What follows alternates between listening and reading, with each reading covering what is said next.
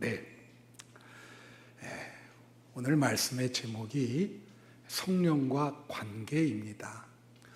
오늘 본문은 굉장히 유명한 기절이에요. 성령의 9가지 열매. 이렇게 성령이 임하면 우리에게 9가지 열매가 맺힌다. 이제 그런 내용이고 여러분도 잘 아는 내용입니다. 근데 우리가 신자들이 성령의 열매에 대해서 오해하는 부분이 있습니다. 성령이 충만하면 어떤 분은 이렇게 생각해요. 방언 기도가 임하고, 신유의 은사가 임하고, 예언의 은사가 임하고, 어떤 때는 또 성령이 임하니까 이 말짱하던 이빨이 금리빨로 바꿨다는 거예요. 한동안 이런 것이 많이 유행이 됐었습니다. 그리고 이런 일들이 있어요, 진짜. 저희 누님이 이제 강화에서 우리 매형이 목회를 하는데 한번 전화가 왔어요, 누님한테. 자기네 교회에서 강사 목사님을 모시고 부흥회를 하는데 그 부흥회 도중에 꽃가루가 날린다는 거예요. 그래서 사람들이 말이에요, 그 꽃가루를 보려고 교회에 이렇게 미어 터져가지고 그 꽃가루 날리는 걸 보려고 난리라는 거예요. 그래서 제가 그랬죠. 아니, 웬 꽃가루, 성경에는 꽃가루란 말 나오지도 않는데. 그래서 내가 누님한테 거기에 너무 그렇게 집중하지 말라. 여러분, 성령이 임할 때 이런 현상이 나는 거는 열매가 아니라 뭐라 그러냐면 은사라 그럽니다. 카리스마타, 성령이 임하면 이런 방언이라든가 이런 은사가 주어지는 거예요. 근데 성령의 열매는 아닙니다. 그것은 은사를 받은 사람이 있지만 성령이 임할 때의 열매는요, 그렇게 임하는 게 아니라 관계적으로 임하는 거예요. 관계적인 열매, 관계적인 어떤 성품의 변화, 그것을 우리는 9가지 성령의 열매다, 그렇게 얘기를 하는 겁니다. 그래서 이 어거스틴이라고 하는 이분이 뭐라고 얘기를 했냐면 성령과 사랑은 동의어다, 그렇게 얘기를 했어요. 성령이 곧 사랑이요, 사랑이 곧 성령이다. 그러면서 성령은 사랑의 영인데 성령이 임할 때 우리에게 관계적인 열매가 맺히고 모든 관계를 원활하게 해주는 그러한 역사가 일어난다, 그렇게 얘기를 하는 거예요. 여러분, 믿음이라고 하는 것은 하나님과의 관계, 사람과의 관계가 바로 믿음의 본질입니다. 그래서 사람마다 말이에요, 믿는 사람도 마찬가지로 관계의 범위가 있어요. 관계의 범위라는 건 뭐냐면 어떤 분은 정말로 오로지 관계가 세상과는 단절하고 자기 가정만, 그 가정관계만 그렇게 집착하는 분들이 있어요. 그분은 관계의 범위가 거기에만 지금 국한되어 있는 거예요. 근데 어떤 분은 그 관계의 범위가 아주 넓어서 친구관계, 또 아주 친구관계도 훨씬 넘어가지고 어때요? 그냥 나라와 민족과 막 이렇게 관계가 확대되는 사람들도 있습니다. 관계의 범위가 제일 확대된 분이 누구시냐? 예수 그리스도죠. 예수님은 인류와 관계를 갖고 계신 거예요. 여러분과 관계를 구체적으로 갖기도 하지만 예수님의 관계는 전 인류와. 그래서 그분은 관계의 범위가 그렇게 우주적이시기 때문에 우리의 구세주가 될 자격이 계신 분입니다. 그분은 전 인류를 위해서 십자가를 지신 분이죠. 그래서 제가 여러분에게 묻는 거예요. 여러분의 관계의 범위는 어느 정도인지. 여러분 그냥 너무 이 관계의 범위가 좁지는 않으세요? 우리가 믿는다고 하는 것은, 성령이 임한다고 하는 것은 그 관계의 범위가 점점 이렇게 확대돼서 넓혀져 가는, 이웃을 위해서 넓혀져 가는, 그것을 이야기하는 것입니다. 그래서 우리가 성령의 9가지 열매는 관계적인 열매를 맺고, 그리고 사람을 이렇게 관계의 상호작용 속에서 하나님께서 축복을 주실 때 그때 성령이 임한다. 여러분에게 그러한 역사가 일어나시기를 간절히 축원합니다. 그래서 이 관계의 열매를 생각할 때 우리 세 가지 교훈이 있습니다. 그 세 가지 교훈이 뭐냐? 첫 번째는 모든 문제는 나로부터 시작된다는 거예요. 이게 중요한 깨달음입니다. 여러분, 사람이 인간관계에 갈등이 생기면 항상 다른 사람이 문제라고 생각합니다. 그런데 하나님은 우리에게 말씀하시기를 너가 문제다. 성령이 임재하면 바로 내가 문제인 거예요. 내가 문제다. 건강한 신앙의 특징은 뭐냐? 자기 자신을 객관화할 수 있는 능력이 있어요. 자기 자신을 객관화한다는 건 뭐냐면 자기 자신 바깥에 서서 자기를 보는 거예요. 자기 자신의 바깥에 나가서 자기 자신을 보는 거. 그게 자기 자신을 객관화시키는 거예요. 나에게 문제가 뭐가 있나. 그래서 이 고든 올포트라고 하는 이 심리학자가 이런 말을 했어요. 인간이 성숙하냐 미성숙하냐의 척도는 무엇인가? 그것은 성숙한 사람은 자기 자신을 바깥으로 나가서 자기 자신을 객관화시키는 그런 능력이 있는 사람이 성숙한 사람이고, 미성숙한 사람은 자기를 객관화시킬 수가 없어요. 그래서 뭐든지 자기 중심적으로 생각하는 것이 미성숙한 사람이다. 이렇게 생각을 했습니다. 여러분, 그래서 우리가 이 자기에게 벗어나서 자기를 볼 수 있는 눈이 있어야 되는데, 예를 들면 이거예요.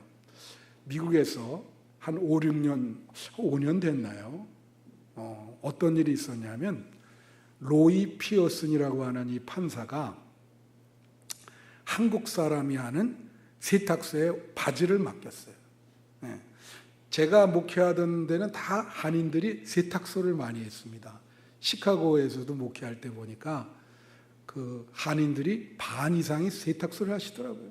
근데 맡겼는데 그걸 잘못 어떻게 하는 바람에 그 바지가 물이 들어가지고 못 쓰게 된 거예요. 근데 이 사람의 직업이 뭐냐면 판사예요. 근데 이 사람이 이 한인 세탁업자한테 얼마를 청구했냐면은 5천만 불을 청구했어요. 놀라지도 않으시네. 이렇게 5천만 불이 얼마인지 아세요, 여러분? 500억입니다. 500억. 아니, 판사가 자기 바지 하나 잘못됐다고 500억을 청구하는 사람이 제정신인가? 그런 사람이 어떻게 판결을 할 수가 있어? 자기를 몰라도 한참 모르지. 그런 사람이 어떻게 판결을 해요? 판사 된 자체가 문제지요. 그죠? 500억을 바지 하나에 청구하는. 그래서 우리가 보면 이 사람 관계에 자기를 잘 몰라서 이 관계적인 음치라 그럴까? 이런 분들이 있어요. 그래서 자기에게 문제가 있다는 걸 몰라요. 뭘 모르냐면 자기가 한계가 있다는 걸 몰라요. 한계가 있다. 그래서 제가 금요일 날도 여러분이 말했잖아요. 러시아에서 죄를 어떻게 규정하냐면 한 걸음 더 나아가는 것이 죄다. 그래요. 여기까지 스탑. 근데 한 걸음 더 나간다. 거기. 밥을 먹다가도 여기까지 좀 이제 먹으면 되는데 스탑하지 못하고 더 먹어. 더 나가. 그게 죄라는 거예요. Over one step. 여기까지인데 그 여기까지를 모르는 거예요. 여기까지. 그걸 몰라요. 그 한계를 모른다고. 그래서 결국은 죄를 범하게 된다. 여러분, 요즘 세상에 관계 중에 갑과 을의 관계를 얘기하잖아요. 근데 사람들이 지난번에 말한 것처럼 다 뭐라고 생각하냐면 자기는 을이라고 생각해. 오늘 예배 드리는 분 중에 갑이라고 생각하는 건 어디가 있어? 그죠? 그러면 전부 저 사람들이 이렇게 갑질을 하는지 모르겠다. 난 처음에 갑질이 얼굴이나 발에 있는 각질인 줄 알았어요. 갑질을 하는지 모르겠다. 근데 여러분, 제가 지난번에 했처럼 이것은 상황에 따라 달라지는 거예요. 여러분이 만약에 식당에 가서 음식을 시켰어요. 손님이에요. 그럼 여러분이 갑이고 거기 식당에서 일하는 종업원은 을이 되는 겁니다. 그 내가 갑질을 할 수가 있어요. 식당에 갔는데 음식이 늦게 나와. 야! 일로 와! 그동안 스트레스 좀 풀자. 이게 음식이 왜 이렇게 늦게 나오냐 하면서 막 그런 갑질이 되는 거죠. 그래서 여러분이 항상 을이 아니다. 갑이 둔갑해서 될 수 있다는 것을 명심해야 돼요. 그래서 우리가 나에게 문제가 있다는 걸 깨달아야 되는데, 이 사도 바울이 말해요. 처음에 그 은혜를 받고 편지할 때는 뭐라고 편지를 하냐면, 예수 그리스도의 사도된 바울은, 이렇게 얘기합니다. 그러다가 중간 선교하면서 한 나이가 중간쯤 됐을 때는 뭐라고 표현하냐면, 편지에 예수 그리스도의 종된 나 바울은, 좀 겸손해졌죠.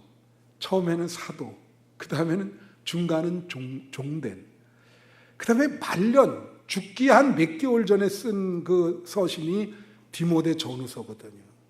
그래서 거기 보면 디모데 전서 1장 15절에 맨 늙어서는 뭐라 그러냐면 이렇게 얘기해요. 미쁘다 모든 사람이 받을 만한 이 말이여, 그리스도 예수께서 죄인을 구원하시려고 세상에 임하셨다 하였도다. 죄인 중에 내가 뭐예요? 괴순이라. 우리가 괴뢰도당이라고 그러잖아요. 괴뢰도당. 자기가 죄인의 괴수라는 거예요. 깨닫고 나니까. 여러분, 이런 사람이 어디가 있어요? 평생 전도만 했는데 말년에 뭐라냐면 나는 죄인의 괴수다. 성령이 하시는 일이 뭔지 아세요? 우리가 죄인인 거를 깨닫게 하는 거예요. 평소에는 몰라요. 우리가 이걸 성령의 조명이라고 그러거든요. 여러분, 그 유리가 있다면, 유리가.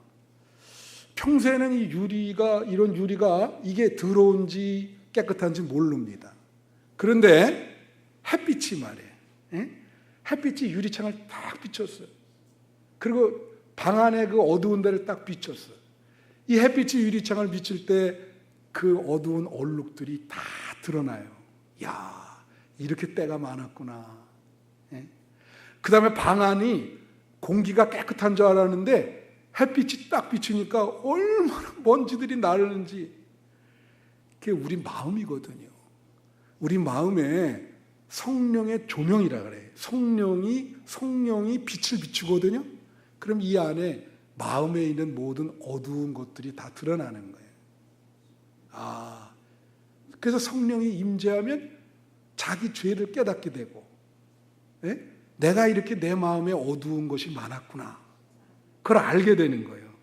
그래서 칼 융이라는 사람은 뭐라 했냐면, 자기 자신 내면 안에 어두운 그림자를 알게 되면 남을 이해할 수 있게 된다. 성령께서 우리에게 어두운 것을 비춰주는 거예요. 오늘 본문에 보면은 갈라디아서 5장 22절부터 23절에 성령의 9가지 열매 중에 제일 먼저 나오는 게 뭐예요? 사랑. 이 사랑은 관계적인 것입니다. 또 하나 뭐가 나요? 화평. 이것도 관계적인 열매예요. 절제. 이것도 관계적이죠. 아까 제가 얘기했죠. 여기까지 하는 게 뭐라고요? 그게 절제예요. 근데 성령은 여기까지 다, 너는 여기까지다. 그렇게 할 수 있도록 성령께서 해주신다는 거예요. 그게 절제거든요. 성령이 임하면 사랑과 화평과 절제가 우리 인격 속에 이루어진다는 거예요. 성령이 임재해서 이런 열매가 여러분에게 인격적으로 맺어지시기를 축원합니다. 둘째로, 인간관계는 하나님과의 관계에 의해서 영향을 받는다는 거예요. 여러분, 하나님이 보이지 않지만 우리 사람의 관계에 영향을 주십니다. 에덴 동산에서 아담이 어떻게 해요? 하나님께 불순종하고 선악과를 따먹을 때, 그 다음에 따먹고 나서 하와와 관계가 불편해졌어요. 하나님과의 관계가 불편해지니까 사람과의 관계가 불편해지는 거예요. 그래서 여러분 이렇게 생각해야 돼요. 내가 지금 관계에 갈등이 많아요. 여러분 지금 관계의 갈등이 많죠. 근데 그 어느 때보다 관계가 더 많은 갈등이 계속 심화되는 거예요. 그럼 어떻게 생각해야 되냐면, 믿는 신자는 내가 하나님께 받는 은혜가 떨어졌구나. 요즘 내가 은혜를 많이 못 받고 있구나. 하나님께 은혜를 많이 못 받으면 그게 자꾸 관계에 문제가 생기는 거예요. 그래서 여러분, 관계에 문제가 생기면 하나님께 나아가셔야 돼요. 은혜를 받아야셔야 돼요. 여러분, 요즘 우리 교회에서 은혜 받으세요? 은혜 받으세요? 은혜 받아야 여러분 관계의 문제가 해결됩니다. 하나님께 은혜 받아야 관계가 해결되고, 그리고 성령의 열매를 맺을 수가 있어요. 제가 요즘 그 구조주의라고 하는, 구조론이라는 것을 좀 공부하고 있는데, 이 참 어렵더라고요. 모든 것에는 구조가 있어요. 상부 구조가 있고 하부 구조가 있어요. 근데 하부 구조에 문제와 갈등이 많이 생겨요. 그러면 그걸 상부 구조에서 해결을 해줘요. 하부 구조 자체로는 해결이 안 돼요. 그래서 항상 사람들이 상부 구조에 이제 바라는 거예요. 이것 좀 해결해 달라. 이 갈등을 해결해 달라. 근데 상부 구조의 가장 꼭대기 접점에는 누가 계시냐면 하나님이 계신 거예요. 그래서 그 하나님께 의뢰를 해야 그 하나님이 우리 하부 구조에 있는 갈등들을 다 해결해 주시는 거예요. 여러분, 성경에 사마리아 여인이 있습니다. 이 사마리아 여인은 말이에요, 무슨 문제가 있었냐면 왕따였어요. 왜 왕따냐? 요새 미국에 인종적인 갈등이 많이 일어나잖아요. 유대인들은 사마리아 여인을 싫어했습니다. 사마리아인들을. 시간 관계상 그걸 설명할 수가 없는데, 그러니까 이 사마리아 여인은 같은 동네에 살아도 유대 여자와 어울릴 수가 없고 완전히 고립이에요, 고립. 그래서 예를 들면 물 뜨러 왔는데, 대부분 이스라엘은 물 뜨러 저녁 해가 다 지고 으슥으슥한 그 밤에 옵니다. 왜냐하면 너무 낮에 뜨거우니까. 그때 동네 아낙네들이 같이 모여서 물 들어가고 얘기하는데, 이 여인은 오늘 그 요한복음 4장에 보면 대낮에 물 들어갔어. 사람 눈이 그래서 그걸 기피하느라고. 그런데 대낮에 간 게 행운인 게 거기서 예수님을 만난 거예요. 그 얼마나 긴 내용이지만 예수님과 오랜 동안 대화를 하고 예수를 믿게 되고 자기의 상처가 치유됐어요. 그래서 물동이를 버려두고 마을로 내려가 가지고 자기를 왕따시켰던 그 사람들한테 복음을 전해요. 예수님이 사랑합니다. 완전히 해결이 된 거예요. 그래서 하나님과의 관계, 이게 해결돼야 돼요. 여러분, 저도 목사인데 목사 이전에 사람입니다. 그래서 아까 제가 관계의 범위를 얘기했잖아요. 그리고 먼저 교회 있을 때는 한 1000명 정도 이렇게 됐는데, 제적인 그 1000명과 관계를 맺어야 되잖아. 여러분, 1000명과 관계를 맺는 게 쉬워요, 어려워요? 어렵죠. 하다못해 그 1000명을 다 얼굴을 기억해야 되고, 그들의 가족사를 다 알아야 되고, 그들의 삶의 문제가 뭐고, 그리고 이다 보면 어떻게 하냐면 얼굴이 기억이 안 난다고. 그러면 이렇게 길거리 가다 인사를 하는데, 분명히 이 사람은 나를 많이 설교 때마다 맨날 들으니까 알 텐데, 그럼 어떻게 해요? 누구시더라? 그럼 끝나는 거예요, 그건. 아니, 목사님이 나도 기억 못하나? 이럴 수가 있나? 어떻게 해요? 야, 그래서 나는 이런 경우 있어요. 무조건 먼저 께 있을 때도 길거리 가다가 전혀 모르는 사람이 인사해. 그럴 경우가 있거든요. 그럼 나는 어떻게 반응할까요? 어이구, 반갑습니다. 그 사람이 정신이 아주 혼미할 정도로 내가, 그렇군요. 목사님 날 확실히 알고 계시네. 이게 어려운 거예요. 그래요. 자, 인사를 하잖아요. 이건 바깥에 늘 내가 얘기하지만 인사, 여기 정문에서 나가면 여러분 인사하잖아. 인사하는데 이렇게 1000명이 나온다고 생각을 해봐요. 그럼 문이 이렇게 넓어. 막 우르르 와. 그럼 어떻게 해야 돼? 인사를 해야 돼. 톡톡톡톡톡. 집에서 연습을 했어요. 우리 집사람, 아들, 딸 나와봐. 한꺼번에 나와봐. 빠르게 잡을 수 있는 방법을 연구해. 타다닥. 아, 요렇게 잡으면 탁 3명이 되는구나. 이게 한 사람이라도 이게 딱 안 돼봐요. 이렇게 생각한다고. 아, 오늘 왜 내 손을 목사님이 안 잡았을까? 날 싫어하는 거 아니야? 그게 아니거든요. 이게 천만의 말씀이거든, 그게. 그러니까 이렇게 어려운 거예요, 이 관계라는 게. 그럴 때마다 나는 어떻게 하냐? 성령께 기도하는 거지. 하나님과의 관계를 생각하는, 하나님 날 부르셨죠. 자, 이게 잘 할 수 있도록 성령의 힘을 주십시오. 네? 바로 이런 거예요, 여러분. 그래서 이 관계가, 이 관계적인 열매가 중요하다. 오늘 이 갈라디아서 5장 22절 23절에 성령의 열매 중에 실학이라는 열매가 있어요. 이건 기쁨입니다. 자, 실학이라는 것은 큰 기쁨이에요. 자, 여러분에게 먼저 물어볼게요. 여러분, 큰 기쁨을 누려본 적이 있어요? 근간에 큰 기쁨을 경험한 적이 있습니까? 예? 항상 힘들고 지쳤어요? 아니면 그래도 한 번 정도 큰 기쁨. 여기서의 큰 기쁨 무슨 기쁨이냐? 잘 들으세요. 하나님의 은혜를 받았을 때의 기쁨을 말하는 거예요. 성령이 임재하면 그 기쁨이 있는 거예요. 이게 중요해. 그 상황에 무관하게 성령이 임재하면 기쁨이 있어요. 이건 뭐냐면 어거스틴이 고백록에서 이렇게 얘기했어요. 오직 하나님 자신만이 우리에게 기쁨이 됩니다.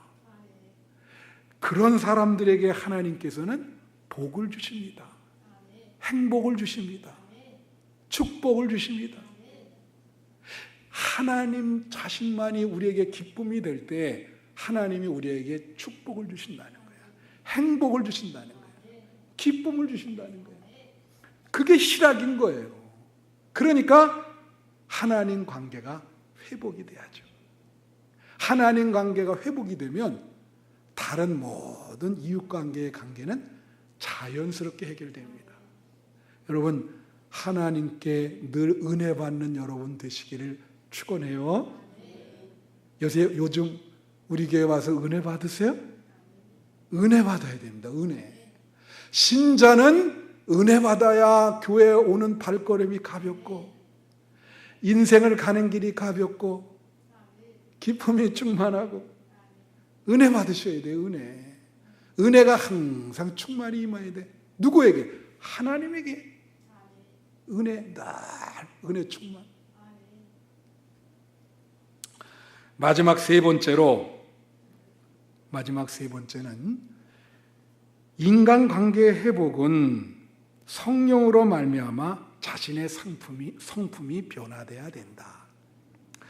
여러분, 내 안의 성품 변화는 오로지 내 힘이 아닌 성령의 역사로만 가능한 거예요.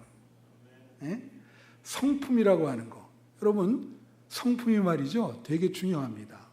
사람의 성품은 심리학자들에 의하면 5세 이전에 다 형성돼요. 무슨 말인지 알아요? 여러분 가정에서 이미 저 중고등학생들 다 형성된 상황이 지금. 이 5세 이전에. 그래서 그거를 이 성품이 이걸 바꿔보려고 교육도 하고 훈련도 시키고 막 모든 걸 총동원해서 이 성품을 바꿔보려고 해도 안 바뀌어집니다. 참 놀라운 거예요. 여러분 3살 버릇 80까지 간다. 그래서 여기 지금 별거 아닌 것 같지만 5세 이전에 이 아이들 교육이 되게 중요해요. 오늘도 보니까 어린애들, 아기들 많이 왔어. 이래, 이룸이, 다 이자 돌림이, 한별이 뭐 이렇게 왔는데 다 5세 이전. 그 교육이 중요해요. 그런데 잘 들으세요. 이 어렸을 때 형성된 성품은 변하지 않는데 이것을 변화시킬 수 있는 게 딱 하나가 있어요. 그게 성령의 힘입니다. 성령의 힘은 변화시켜요. 놀랍죠 이게. 성품을 바뀌어준다니까, 바꾼다니까. 그렇게 변할 수 없는 성품을 바꿔줘요. 왜 이 성품이 중요하냐? 여러분 인생에 있어서 제일 중요한 게 성품이요. 왜 그런지 알아요?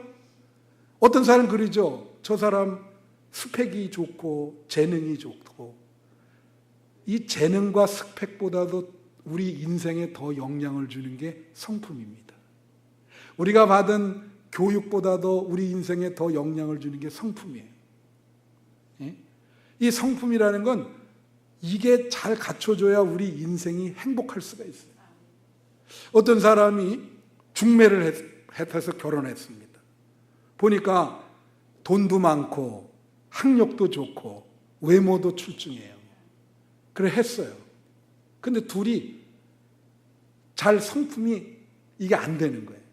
그럼 이게 무슨 말이냐면 결혼을 그렇게 좋은 중매쟁이로 해서 참 좋은 정말 고관 대작과 결혼을 했어도 성품이 안 받쳐주면 행복한 이 행복을 유지할 수가 없는 거예요. 무슨 말인지 알아요? 자녀 관계도 똑같아요. 부모와 자녀. 이게 부모와 자녀로서 이게 됐는데 이 자녀를 잘 키울 수 있으려면 부모의 성품이 중요해요. 믿으십니까?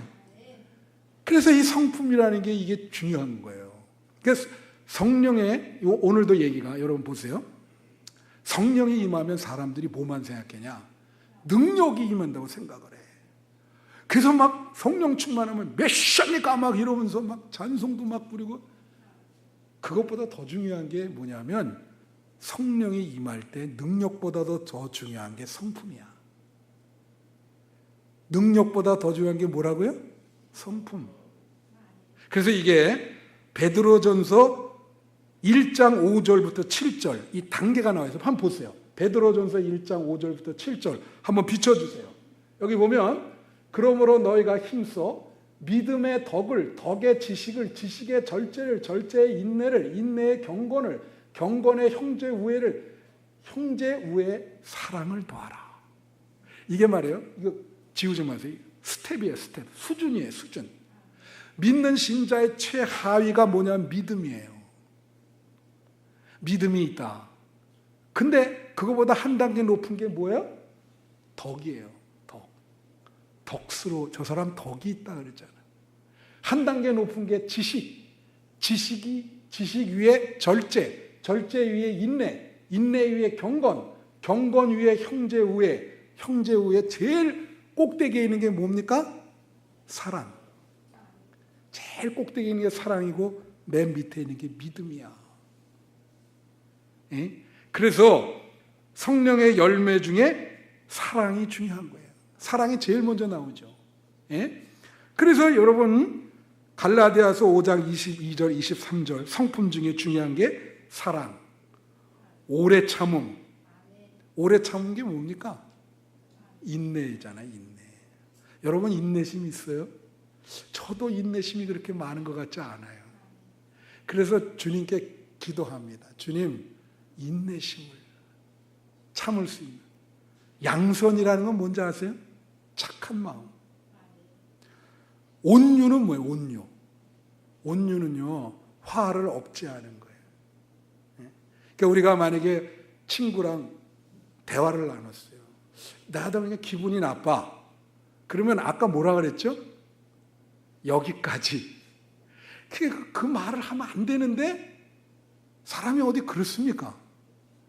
여기까지 그 말을 안 했으면, 여기까지만 스탑했으면 관계가 깨지지 않을 텐데 꼭 한 걸음 더 나아가서 말을 하거든. 그러면 그냥 막. 온유라고 하는 것은 뭐예요? 화를 누르는 거예요. 그게 성령의 열매고 관계적인 열매입니다. 예? 제가 이제 말씀을 마치면서 재미나는 얘기 하나 들려주고 마칠게요. 제가 먼저 교회 있을 때 여자 전도사님이 한 분 계셨는데 그 남편이 여기 테헤란로에서 큰 그 회사를 해요. 제약회사인데, 그런데 이제 그 집에 이제 제가 그 남편이 오면은 신방을 요청해요. 그래서 신방을 갔는데 처음으로 신방 가는데 글쎄 개가 말이에요. 무슨 개가 거의 그 송아지 말 같은 개가 있어요. 야, 여러분 제가 개 트라우마 있는 거 아시죠? 몰라요? 제가 좀 개 트라우마, 왜냐면 초등학교 5학년인가 친구 집에 놀러 갔어요. 근데 그 집이 세상에 이 개가 새끼를 뱉는데 그 새끼 뱉는 그 어미개를 풀어놓은 거예요. 이야, 그러니까 이 어미개가 얼마나 신경이 예민한지 알죠? 자, 경계 딱 들어갔는데요. 어이구, 여기 아직도 상처 있어요. 넓적다리 고기 하나를 탁 물고, 어? 와! 막 놀래지도 않으시네. 아유. 그래가지고, 야, 정말 어떻게 벗어나는지도 몰라. 그리고 막 튀어나오는데, 문이 말이야, 철문이야. 그 집이 참, 내가 그 일생에 그 집 가면 안 되는 거였는데, 철문인데, 왕 나가는데 이 철문에 여기 머리, 여기를 꽝 받은 거예요. 여기가 10반을 꼬맸어. 지금도 보면은 이 안이 푹 들어가 있어. 어? 푹. 그래서 내가 그랬죠. 중고등학교 다닐 때 별명이 저금통이었어.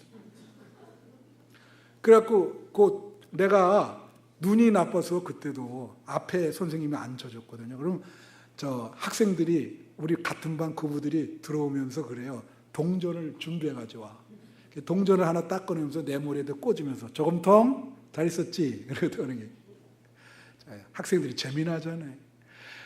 내가 왜 이 얘기를 왜 하냐?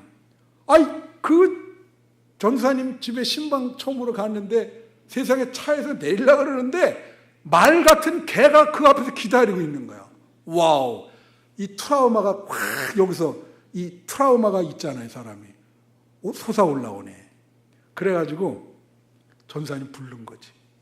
아니 전사님, 아니 무슨 이렇게 큰 개가 있어. 이거 물면 어떻게 이거 묶어놓지, 왜 이거 묶어놓지도 않고 이렇게 신방오라 그래놓고 이렇게 풀어놨어요 이거를. 그랬더니 이런 게, 목사님 얘 이름이 타이거인데. 왜? 타이거? 더 놀래. 근데 뭐라냐면 온 세계에서, 전 세계에서 가장 순한 개가 이 타이거라는 거야. 한번 내려보세요. 그냥 막 우리 목사님이 하라는 대로 할 거요? 진짜요? 진짜래. 그래서 그래. 그 문 열면서 이 오른쪽 발 하나 미리 쫙 내려. 눈을 싹. 개가 가만히 있는 거예요. 그 내렸더니 옆에 그냥 오는데 정말 이렇게 순둥이는 처음 봤어.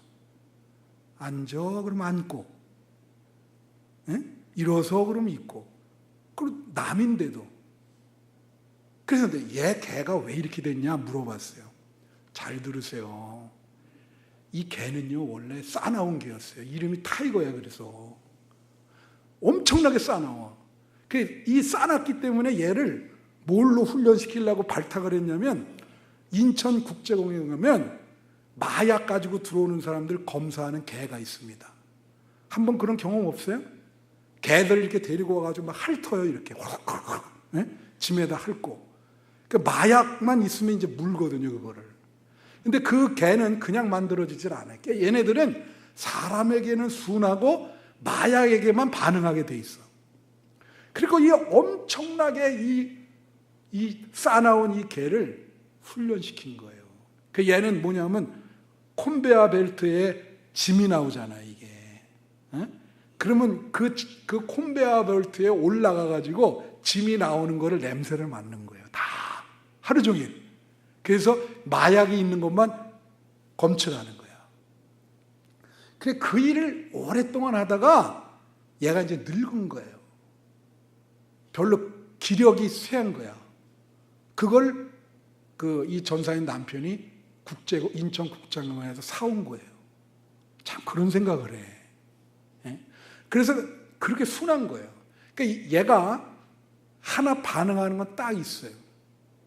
그건 뭐냐면 마약을 많이 갖고 있으면 얘는 갑자기 돌변해가지고 막 소리 지르는, 그렇게 훈련받았으니까. 그러니까 제가 말하는 게 그렇게 쌓아나온 개가 너무나 정말 기독교에서 이런 얘기하면 뭐냐면 우리가 그런 사람 뭐냐 생불이라 그러잖아. 내가 써놓고도 이상하네. 그죠? 착한 사람을. 진짜 그렇게 온순하고 착한 개가 된 거예요. 근데 그걸 보면서 야, 너 성령 제대로 받았다. 타이거, 성령 제대로 받았어. 성령을 제대로 받으면 그런 온유한 사람이 되는 겁니다. 그 열매가 그렇게 열리는 겁니다. 능력이 중요한 게 아니고 성품이 중요한 거예요. 여러분, 성령의 충만함을 받으셔서 성령의 9가지 열매를 맺으시기를 축원해요. 예? 그래서 정말로 온유하고 절제하고 사랑이 충만한 우리 성도들이 되시기를 축원합니다. 우리 한 3분 동안만 기도하겠습니다.